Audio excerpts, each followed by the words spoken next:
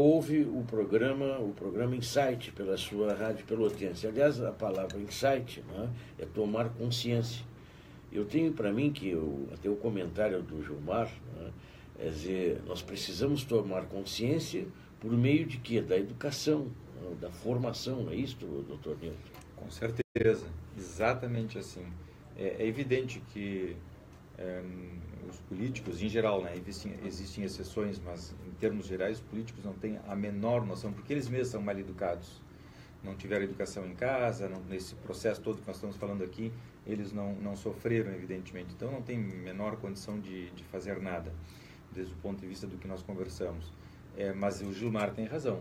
A educação no trânsito passa pela prevenção. Certamente teria que ter na escola, teria que ter nas universidades, os pais deveriam estar orientados para conversar em casa com seus filhos, deveriam existir programas, assim como existiram outros programas com relação ao tabaco e tudo mais, educativos, preventivos, nos meios de comunicação e tudo mais.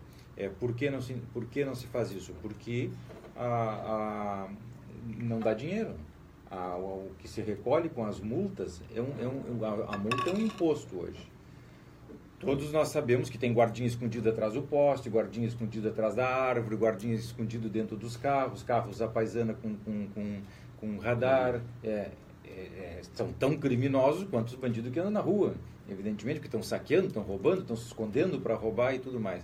Isso estimulado pelas secretarias de finanças, ou sei lá, de transporte, ou de sei lá como é que se chama isso, dentro das prefeituras, a nossa inclusive. O outro dia eu fui pagar o SSQN, que é que é a taxa, o imposto da prefeitura para os médicos. Entrei no site, não consegui tirar o boleto para pagar, que havia comum. Não recebi por correio. Um tempo depois, um funcionário do escritório de contabilidade foi à prefeitura, pegou o boleto, vencia naquele mesmo dia, mas já quando eu recebi o boleto, os bancos já tinham fechado. No dia seguinte ele foi e tirou outro boleto, que aquele já não podia pagar mais, tinha que ser um outro boleto. Vinha com 100% de multa. Um boleto de 2 boletos, no caso meu e da minha esposa, que eram 400 e poucos reais, vinha com 200 e poucos reais de multa. As pessoas fizeram de propósito. Eu não posso acreditar que não chegou por correio, o site não permite. E quando tu só recebe para pagar depois que o banco fechou. Não posso acreditar que pessoas de bem façam isso usando a razão. Então o indivíduo já organiza as coisas para tirar do outro, saquear o outro para gerar mais. Bom, uma multa de 100%. É o tipo de administração arrecadatória, né? Então, multas são assim. Então tudo é organizado para saquear o povo. Nós somos as pessoas, nós somos o objeto que sustenta mas o governo não é alheio nosso, porque quem está no governo nós escolhemos, né? Nós escolhemos por várias razões, né? E aí nós vamos escambar para a questão política, né? Mas infelizmente não tem Mas é a questão do Gilmar. A educação começa onde? A educação começa em casa. Por que essas pessoas fazem isso? Porque não tem educação. São políticos que não têm educação. Faltou pai, não teve mãe, não teve nada dentro de casa que sentasse, conversasse. Não, meu filho, só um pouquinho. Tu não pode pegar o dinheiro do outro. Da onde esse lapisinho que tu tens, meu filho, trouxeste da escola? Da onde tu pegou? Pegou do teu coleguinha? Não, então amanhã nós vamos lá, vamos devolver para o teu coleguinha, vamos pedir desculpa, eu vou comprar um para ti, tu estás precisando de lapisinho de cor, a borrachinha essa que tu tens, de onde tu tirou essa borrachinha? O pai tem que olhar, tem que examinar, tem que estudar, tem que perceber, examinar a mochila do filho. Quem é que examina a mochila do filho? Quem é que... Tem gente que estimula, tem gente até que vê com bons olhos. Pô, conseguisse uma borrachinha, não vou precisar comprar essa borrachinha, que legal. Conseguisse uma borrachinha nova, um lapisinho de cor nova, uma canetinha nova, meu filho, que legal conseguisse. Como assim que legal conseguisse? Roubou? Bom, essas pessoas chegam à vida adulta, claro, que estamos falando especificamente de alguns políticos, né? Achando que roubar é legal. Aí ele rouba no trânsito, rouba na Secretaria de Finanças, rouba no tráfico. Rouba. Porque passa a ser normal roubar. Bom, mas o que a gente entende dessas pessoas? Faltou educação. Cadê o pai? Cadê a mãe dessas pessoas? Faltou educação em casa. O básico. É fácil de entender.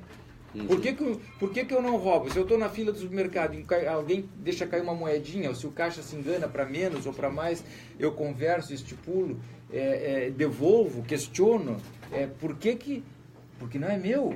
Se eu estou na rua e cai dinheiro, uma moedinha de uma pessoa que está na minha frente e eu devolvo, isso é educativo, é pedagógico. É o que o Gilmar em casa estava dizendo. Por que não as pessoas não ensinam ou não se ensinam umas às outras a terem boas condutas? Newton, ele falou na questão da lei, né? Não basta ter a lei, só a punição, muito bem. Mas tem pessoas que se questionam quando a gente anuncia, por exemplo, onde é que vai estar o radar nessa semana? A prefeitura libera os locais, né? E a gente noticia. Vai ter pessoas que vão escrever no Face por que dizem onde está, porque a pessoa vai passar pelo radar, baixa a velocidade. Passou o radar, ela aumenta, né? Porque ela só sabe cumprir a lei quando sabe que está sendo cobrado. Sim. Bom, quando você pega uma pessoa e coloca numa estrada, né? Eu sei que também para mim é ruim, mas coloca na estrada alguém à paisana, com um radar dentro camuflado. De uma cangu qualquer. Na verdade, a lei é para toda a estrada, não é só para aquele momento, né? E ele não diz e multa. Isto aí é uma estratégia ruim, a gente acha, né? Mas, do contrário, o que acontece? Bom, tem o pardal lá, naquele lugar eu não vou aumentar a velocidade, eu vou baixar, mas depois do pardal eu toco o pé, né? E é o comportamento comum. Bom, então, vamos organizar algumas coisas. Primeiro, a velocidade das estradas ela é muito abaixo do que, num país continental como o nosso, do que tu precisarias para viajar.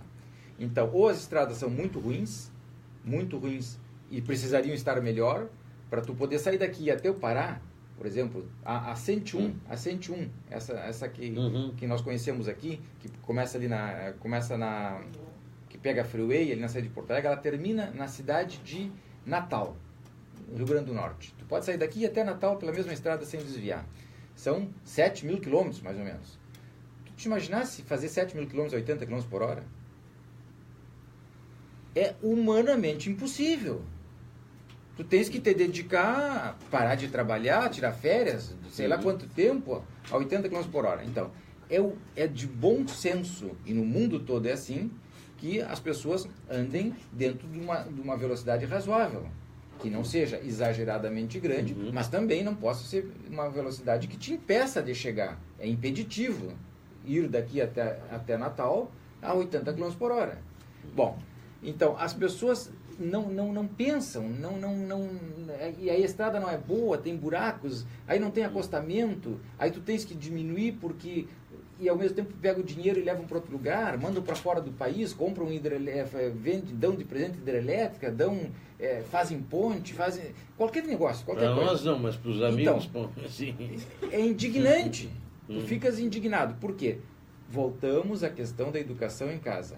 Quando tu tens um pai que diz, meu filho, nós temos que fazer uma recessão, aqui nós temos que controlar os gastos, agora nós não vamos poder sair de férias, porque para onde tu querias é muito caro, etc, etc. No mês seguinte, na semana seguinte, ele aparece com um carro novo, zero em casa. E o dele já era novo, 2 anos atrás. Como assim? Então, para algumas coisas não tem e para outras tem. Qual é a justiça? O que tu estás me dizendo? Que eu tenho que pensar em mim, não dar bola para os outros? Que eu tenho que ver o que é bom para mim e não me importar com os outros? É isso que tu estás me ensinando? Bom, eu vou ser presidente da República, eu vou fazer isso também. Eu vou ser ministro do Supremo Tribunal, eu vou fazer isso também. Eu vou soltar meus amigos, vou deixar que os outros ficam presos e vou defender. Se eu conseguir algum campinho por aí, eu vou pegar alguma fazenda no interior da Bahia, como se comenta por aí. É que talvez o vício nosso é de nós elegermos um pai, né? E não um administrador. Então, voltamos à questão do Gilmar. E aí tu obedece e baixa a cabeça, né? E um administrador tu cobra. Tem que cobrar. É que dá educação, mas ele tem que cobrar dentro de princípios. Sim. Ele não pode ser... Não, o eleitor tem que cobrar e exigir, porque ele não está melhor que a lei, mas acima da lei. Nenhum administrador está acima da lei. Se ele cometer algum deslize, ele tem que ser punido, né? Agora, quando tu tem um pai ou um ídolo, né, aí tu não aceita que seja punido porque ele é teu ídolo, né?